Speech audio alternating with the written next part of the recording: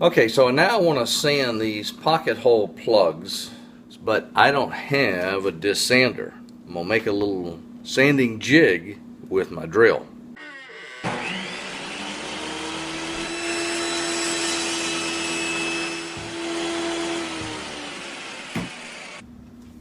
First thing you do is get your drill and put your rubber band around it tight enough to make the trigger be effective. Take your sanding disc pad, put it in your drill, tighten it up.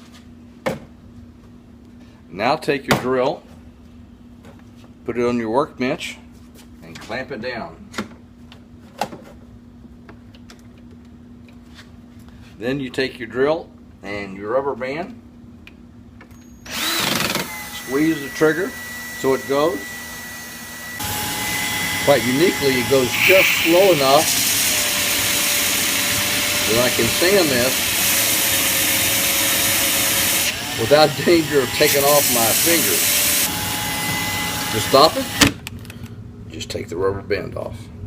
So if you like our disc sander jig, give us a thumbs up.